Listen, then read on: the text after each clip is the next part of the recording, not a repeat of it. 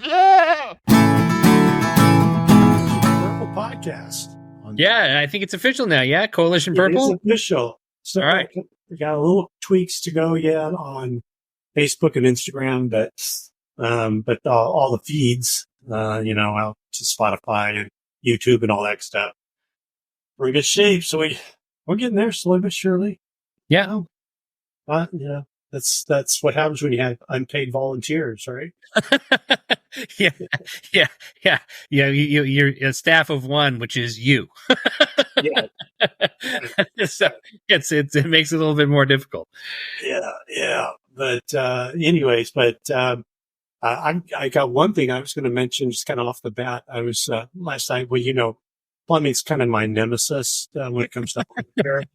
So last night I was digging for like literally 90 minutes trying to find this little tool. I don't know if you ever changed a faucet like in the bathtub or whatever. You need the little Allen wrench, and oh yeah, it's a really long one. And I knew I had one somewhere, but it's like every 10 years I have to do this. So after about 90 minutes, I finally found it. And then by then I was like, I'm just too tired. I don't even want to deal with this now. So I left it there to work on it tonight. And then I was vegetating, watching YouTube, and came across this Andrew Yang video last night, and that's what I was looking up to remind myself who he was talking to. It was Greg Orman. I'll put a link in the show notes. Greg Orman, who ran for the Senate seat in Kansas, got 42% of the vote. I don't even remember this race. But anyways, they were talking about something that we've talked about a lot, about this whole notion that you're throwing away your vote as a third party. And so I encourage everybody to listen to because it's only like 7-8 minutes where they talk about this. But this whole notion that you're throwing away your vote, and they really go in, and I think it was some of the best explanation I've heard where they were trying to relieve people's fears. And I think maybe that's one thing a third party just needs to make as the main message. You're not throwing away your vote. I know we talked about this a bunch of times. Yeah. But we can't say it enough. And basically reiterating the fact that, hey, basically when it comes to federal elections like president and senator and things like that, 90% of the vote's already locked in. Yeah. So you could vote, and that's what I'm trying to encourage anybody in California, whether they're Republican or Democrat. This is the perfect place to vote for a third party. Because in California, can you hear me better now? My microphone was off to the side there. I just realized my microphone was off to the side. I was so excited to talk about this. That here in California, Biden's going to win. Oh, right? Yeah. And in, Alabama, if Trump's still on the ballot, he's going to win. So it's like, so their whole explanation is those kind of places are the best place to vote independent because your one little vote is not going to make any difference, but it's going to send a major message, if enough of us do it. Right. And so anyways, a real good. So it's like, it just kind of reminded me, we need to just keep reiterating that whole notion about you're not throwing away your vote. And the other part they talk about in there is about, it's no longer about voting partisan lines. It's really about voting anti-partisan lines. It's like you're voting against the person you dislike the most versus, well, I don't like either one of these choices, but I'm still going to vote for the Republican or the Democrat because I'm afraid something's going to happen. Well, nothing's going to happen. Yeah. So anyways, I know you talk about this all the time, but it just reiterated when I heard that again last night. It's like, John would like this one. Well, John does like this one. Not to refer myself in the third person too much, but it actually brings up the issue that I was sort of interested in talking about because, we started talking about, what the policy and, what the position of a third party needs to look like. And I think one of the big barriers to third parties is the general view of people that the party that they vote for is okay. The other party that they don't vote for is terrible. You can't ever vote for them, and they're dangerous, and they're going to destroy the country. But the party that you vote for, whatever that party is, whether it's Republicans or Democrats, is kind of the okay party. So I would look at it from a California standpoint, where the okay party is obviously the Democrats, because then you can sort of put a finer point on it.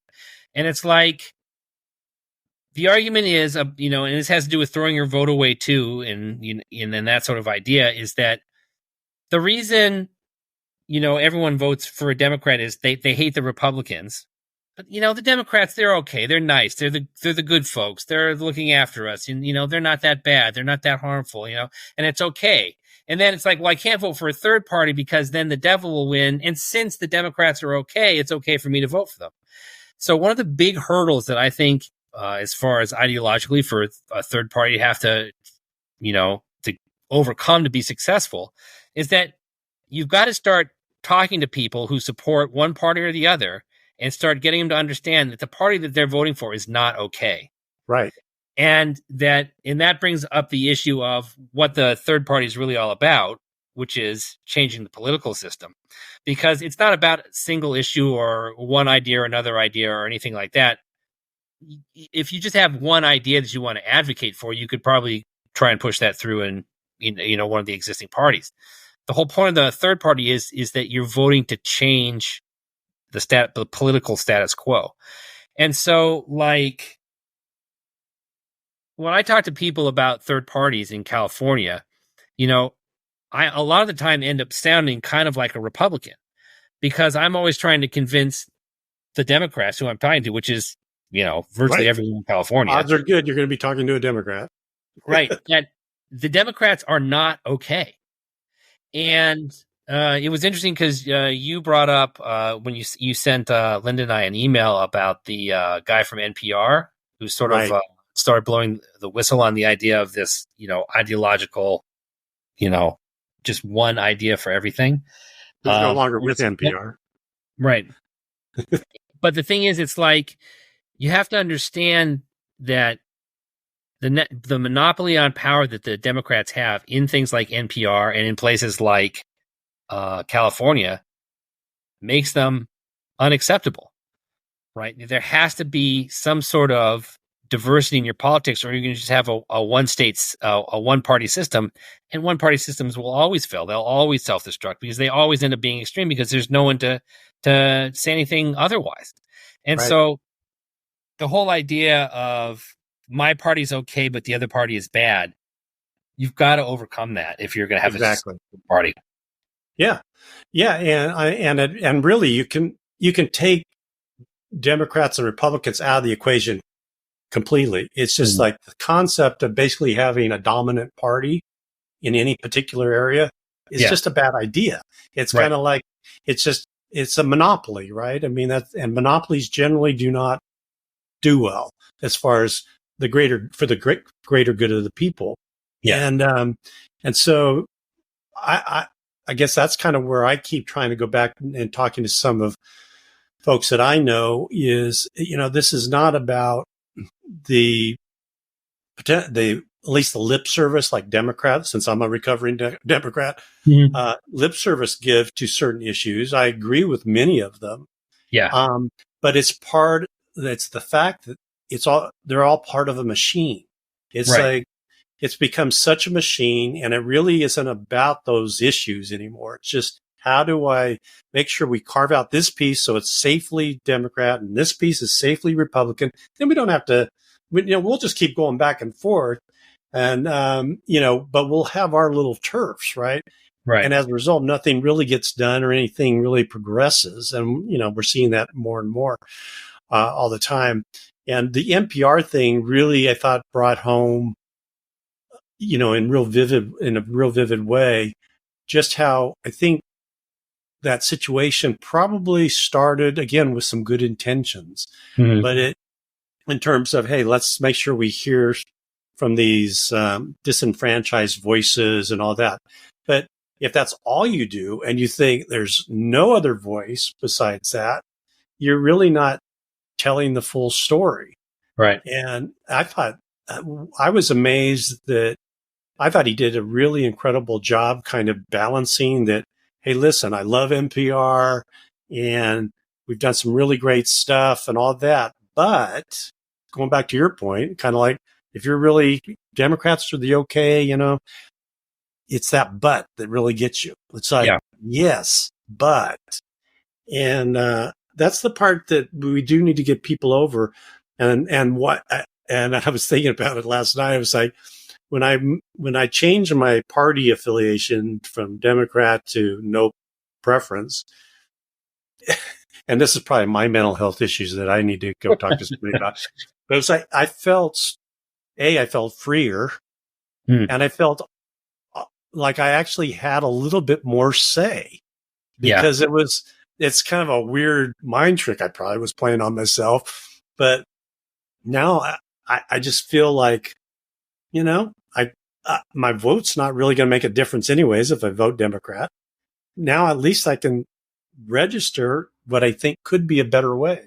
And if enough people do that, it's going to work. And there's obviously enough independently minded people out there that they just got to get over this last little mental leap. Yeah. The world's not going to come to an end. And it's funny that you bring up the sort of the mental aspect of it, because for me, I've always felt like I kind of feel a little bit better about politics generally if I'm looking to vote for something, if I'm looking for something to be positive about, rather than always just, saying I'm voting against the other person because, they're the devil. Because in the end, if you want to change things, if you want to have good ideas, if you want to see things get better, you have to have some positive vision for something. Because if you're always voting against the lesser of two evils, you always get an evil, right? Right.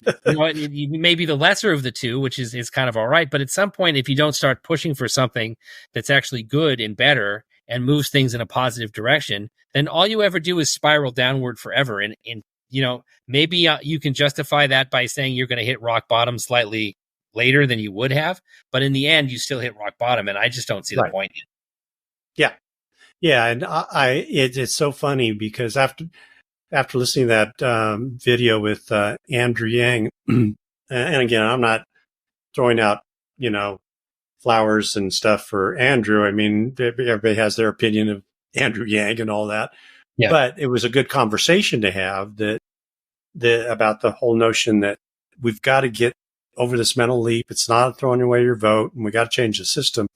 And because I have this conversation a lot, even with folks in my own family, I'm sure you have too, that, in my case, it's like, I cannot believe you're not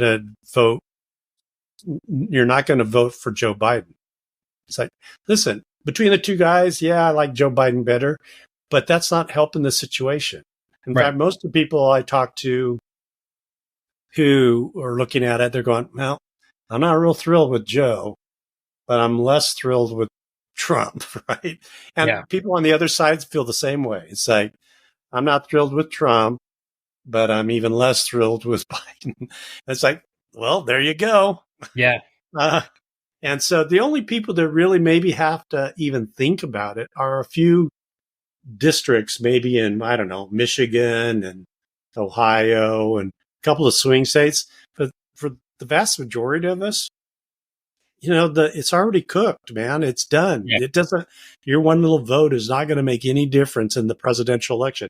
Now, if we had a popular vote, I guess you could argue maybe, but even then, it'd still be pretty cooked in most likely. But there's like really no downside, at least for those higher level ones, which if you're talking about more local stuff like city council or county council or something like that. Yeah. There you actually, a vote really matters significantly, right? I mean, people do lose by a vote or two in some city council things, right? And because of that, I think that's why so much more gets done at the local level, because generally, most places, you have to listen to all the voices. Yeah. But, for instance, that's not true for LA. Right. LA's like, I lived in Los Angeles for so long. I should have qualified that. For smaller, when I say smaller, probably like, less than 100,000 people or something. But you get to LA, it's like, that's just another monster. Yeah. And I mean, LA is larger than 4 or 5 states, right? Oh yeah. I mean, it's the population of LA is enormous. But again, what I would tell people in LA or anywhere else is that, if you're satisfied with the status quo, and some people Right.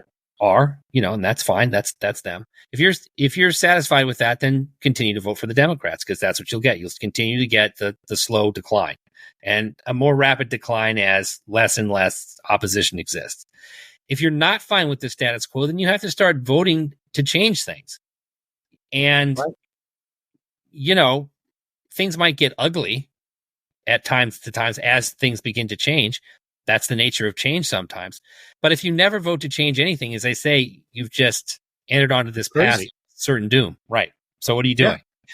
Right. So, Yeah, it's actually a crazy notion not to vote third party in a lot of cases, right? To your point, the old saw about what's the definition of crazy, right? Doing the same thing over and over and expecting different results. I mean, that's really kind of what maybe the whole country just needs to have one big group therapy session. I mean, it's like we all got to just sort of stop and just like, what are we doing? yeah. Well, as I say, part of the difficulty is always going to be, because this goes back to the NPR thing, kind of the other aspect of it that I thought was interesting is that, as someone who advocates for third parties and wanting to change the political system, you have to figure, well, how am I going to get the message out that it's okay to vote for third parties and that people should be thinking about this more and more, and that, having coalition government would be beneficial for everybody in the long run. But I mean, you look at what that guy is saying about NPR. NPR is not going to put that message out. No. I'm not going to be able to get onto something like NPR and get any kind of traction. And classic media, however you want to describe it, Right. Traditional media sources, they're not going to put the message out. And that's why, as I say, I think that this podcast is an interesting attempt to get out a message. Again, and it's a small way, but I mean, what else is available to the average person who says, look, I'm dissatisfied with the political system as it stands. I want to see something change. And, the way that I see it, that the way to change it is to create something new that can stand on its own and actually be a voice for people that currently don't have a voice. Yeah, and I think what gets people sort of, I mean, I think a lot of people, at least that I talk to, actually like the idea of a third party. Yeah. And they think it's generally a good idea. They would like another choice, at least one more choice. But they just see it as like this huge mountain to climb. How are you ever going to make this happen? There's really not been a successful third party at that level, at kind of a higher level, right? There have been some third party candidates that have won. Yeah. But they keep equating it to the whole presidential election or senator races or whatever. Yeah. And it's like, well, that is the one thing that I think is actually an advantage right now, is you don't have to worry about the media, whatever you want to consider the media, whether that's general mainstream press or the NPRs of the world or whatever, because you can have an unfiltered discussion, at least for now, until somebody ends the First Amendment, right? Right. And you don't even need an organizational structure in many ways. And I always go back to the senator from Alaska, Murkowski, and she won as an independent candidate. Yeah. Write-in candidate.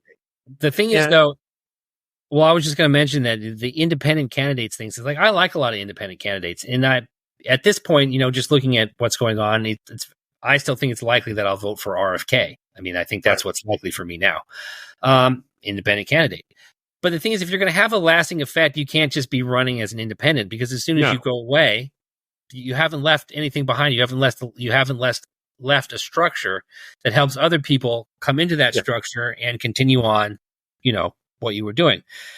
And so that's independents are good. And I'm glad that people do run as independents and get elected from time to time. But to really establish something lasting, I think you need a party. And that also brings me back to the Andrew Yang thing and sort of the idea that, one party is okay and the other party is not. Andrew Yang right now is supporting a Democrat in the Democrat primary. Now, it's not going to go anywhere because the Democrats don't want to have a primary. But it's like, on one interview, he's saying that, it would be really amazing to have these third parties, and third parties are a good idea, and you can't be afraid to vote for a third party. And then he goes and he supports a Democrat. Well, he's not even supporting his own third party. Right. So that's what I say. If it's ever going to change and you're ever going to have a chance, you have to get a group of people pulling from both parties, from both Republicans and Democrats. You have to have a message that can appeal to both. You have to pull away from both parties. And they have to be made to understand that it simply is not okay to vote for the Democrats or the Republicans. Even though maybe your entire life you thought it was okay to vote for one or the other, you've got to come around to the idea that it is not okay to vote for either, because both are the problem. Exactly. They've built a machine, right? That is really been kind of unstoppable. But we do, and I agree with you. You definitely need a structure, and you need some place for people so the history of it continues on, and you have that, intellectual oomph to get you going as you're kind of starting to run. But to get there, you need to get something going. So it's like just anything we can do, even if it's in an informal fashion, to say, hey, let's just get behind this effort, and then it'll start sorting itself out and getting, the edges will kind of get more solid and all that kind of stuff. Because you definitely need something that's going to sustain the future. It's just trying to get that ball rolling down the hill is the challenge. It's very, very hard. And as I say, I'm not an overly optimistic person, and I think I fairly grounded in reality. So I understand that the idea of creating a new party and having it be successful and having it have a significant effect on the politics of the nation overall, that's a big ask. But from my point of view, at least we're talking about it, right? I mean, it's probably not going to be just us. If this was ever going to happen, it would have to, there would have to be others that get involved. But if no one's even willing to put out the idea, if no one's even willing to say, hey, look, the system we have, which is essentially a uniparty, which we talked about in the last episode, it doesn't work, and it's not going to work. It's not just that it isn't working at this moment; it's that it can't work. The two parties are too corrupt and too broken. And frankly, from my perspective, the way I see the world turning, I don't even think that the Republicans are even capable of really being a national party. They're a regional party in various states, but I don't see them being competitive nationally. Right. I think they've run themselves off the cliff. It's crazy, and and they're not only running themselves off the cliff, but then Democrats are behind them, pushing them. Yeah, they're enjoying this, scenario, but because they feel like they're going to be able to carve out a little more territory. But at the end of the day, something else will rise up, and you would just hope that it's something that's got more the incentive. It comes down to the incentives, right? That how do we get the vast majority of people who I think do fall in the middle to just stop and think, okay, how are we going to end this madness? And the only way we're going to do it is to be outside of those two systems, because there is no incentive for either one of them to change. Yeah. And that's not to say you don't agree or disagree with maybe whatever they claim are policies, but, you just have to look back what's happened over the last 20, 30 years, especially. Really?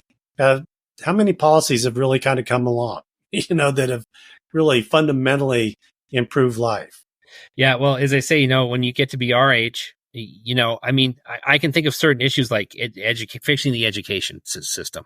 Right. I mean, people have been talking about that since I was a kid, and they're still talking about it in exactly the same way. And the healthcare system is another thing. Every year it comes up that we need to fix the healthcare system. So obviously the Obamacare thing went through, and immediately after that went through, everyone started talking about how we still need to fix the system. And so that's a perfect example of, okay, the Democrats came up with something, but it was something that didn't deliver on the promise of what they were saying it would. And so, again, there's this difference between rhetoric and reality.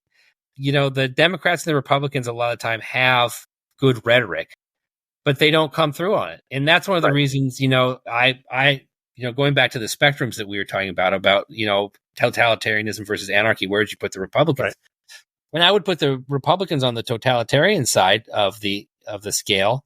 Even though they talk a lot about individual rights, they talk about, reducing the size of government. But when you look at what they actually do, they never actually do any of that. No. Trump, increased the size of government in debt. Bush increased the size of government in debt. So, the parties claim various things. Yep. Like they're out to promote various groups or people or whatever, but they don't actually do that. And so I think that the incentive of a third party could be, if you had somebody that could actually start to talk about and actually push for the things that were actually good for people in general, they could get reelected based on that. Right. And then because they were getting elected based on doing things that were actually useful, it would behoove them to continue to do useful things. And, hopefully you could push the two parties, out to the extreme, and you could have a more of a balanced party and more of a coalition building party. Yeah. Well, and again, I'm so glad we changed kind of the name of this, because it really is good to just keep reiterating this whole concept of coalition building, because it's going to take that, at least particularly in the beginning, just to get people, I think, over this mental leap that voting for a third party means my guy, or the guy I want to vote against, I should say, is going to actually win. Get over that mental leap and think about how this could really help galvanize different ideas and the best idea moving forward, not just because you think the other guy's bad. Yeah. And, so I'm glad we finally came around to changing the name, because that's really, at the end of the day, whether that and the coalition, again, I think means that in the beginning, it could be just very informal, like we are, trying to encourage people, hey, just take this one little small step and don't vote for one of those two parties this time. Yeah. Vote whoever you want to vote. If it's RFK, if it's, your favorite actor, if it's for your, great aunt, put whoever you want down. Just because it's not going to change the outcome in the vast majority of places. And, but it starts sending the message slowly but surely that, hey, we're on the move. We're trying to change something. Yeah. And the thing about building a new party too, and us just putting ideas out there, is that, like, if you had a candidate like RFK Jr. and he does well as an independent, but then, you can create a party that has a platform, and you would somebody like that would be willing to say, okay, your platform actually makes a lot of sense. I will sign on to your party with the idea that I'm going to support your party's platform. And now all of a sudden you have somebody who has already garnered a lot of votes connected to a set of ideas that's, actually laid out and makes sense. And this person could, win office in any number of ways. Yep. Or just promote other candidates, or even, I hate to say raise money, but raise money. Absolutely. Reality. But you have to, I just always feel like you have to have a sort of defined ideology. Otherwise, it's just too simple for the two main parties to just demonize you. It's like, oh, you're this, you're some fringe thing, or you're whatever. Yeah. So you have to be able to say, look, no, here's what we believe. It's there. It's written out. You can see it. You can look at it. This is what we stand for. And even if that party doesn't necessarily attract, a majority of people, if you can open the door, then other parties could also come along and also attract a fair number of people. And that's where the whole coalition thing comes in. Yep. Once you have a situation where you have multiple parties, none of which has enough votes to get anything done by their own, they have to actually start convincing the other people in the other parties that their ideas are good enough to want to group up with them to get those ideas done. Yep. And maybe, they would have enough at times, and maybe sometimes they wouldn't. But right now, if you have one party that's just in charge and can just do whatever it wants because it has all the votes it needs to do anything, well, I mean, it's just a loss of freedom, essentially, is what it is. I mean, it's crazy. It is. Yeah. It ends up everybody's powerless, basically, to truly get anything done. But and that's one of the things that in this video you'll hear, when it becomes this gridlock situation, that's actually good for both Republicans and Democrats, because from a money perspective, because in the basically fixed expenses, entitlements and all that, that's basically, they were saying it's like 70% of the budget. And actually, whenever there's gridlock like this, that chunk of it, which is the vast majority of the budget, goes up. Yeah. The amount we spend goes up. It keeps going up. So it's like, yeah, that's okay. we're good with that, to your point. I think that's a Republicans don't care about it. Yeah, exactly. Because the Republicans should be standing in the way of that happening. Right. But they just vote for the continuing resolution just like everyone else. And so it's like, once you look at what their actions actually are, you say, wait a minute, this is not a party that stands for any kind of like sensible economic stand. But the thing is, if you had a few other people, that were of a separate party that actually had it in their interest to stand up for those ideas, then the Republicans that do believe in that could join up with that party and make make a coalition that could actually stand up to just maintaining the status quo of constantly spending us into oblivion. And it doesn't necessarily have to even be a particularly large group of people. It just has to be something that actually stands for that, as opposed to just paying it lip service. Yeah. No, it doesn't have to be really big at all, as we've seen. You know, it only takes one or two people to stop everything, whether you're talking about the House or the Senate. Yeah. So, I mean, if you can actually get a few, like-minded, reasonable people, and not just doing it because they want a grandstand, which has happened a few times. Yeah. But it's actually to actually move things forward. You got a lot of power in a few people. It's amazing. Yeah. Well, I mean, the example that just sort of popped in my head that really just happened recently was the whole impeachment of Mayorkas. And I thought it was sort of interesting because what you had was a completely political exercise in the House of impeaching him. Because even if you throw him out of office, Biden just appoints, a clone of him and does exactly the same thing. Yeah. So it really has no point. So it's an entirely political exercise on the part of the Republicans. But then it goes to the Senate, and instead of doing what they're constitutionally obligated to do, which is have a trial, they perform a completely political exercise of just expelling him. But because one has a majority in one body, the other has a majority in the other body, there's no one to stand up and say, hey, wait a minute, should we really be doing this? Does this actually make sense? Is this something that should actually pass? No, because they just don't care. Right. And so one side does one thing and the other side does the other thing. But there's never any compromise. There's never any thought about what's going on. There's never any discussion about what should or should not be happening. It's just partisan bickering. Yep, but if you could take away the majority in both of those places, if there was a small third group that meant that there was not a majority in the House and there was not a majority in the Senate, and you had to get the other groups of people involved to get something passed, well, then, maybe good ideas could again start to prevail. And I think that that's what, a third party really is all about. Totally. Absolutely. That was, I was thinking that same thing. It's like, this is a perfect example. And why the whole process of impeachment is probably an outmoded concept. Definitely in a two-party system. It might be outmoded regardless, because there's just so many political things that it's fraught with. But definitely in a two-party system, it's basically a waste of time. Yeah. Generally speaking. And, it's just going to turn into this hammer that they're going to take turns hitting each other over the head with. Right. Which is really unfortunate because constitutionally speaking, impeachment is actually really important. It is. That's the way you remove a corrupt executive. And if you just flush it down the garbage because you've basically destroyed it and turned it into a partisan exercise.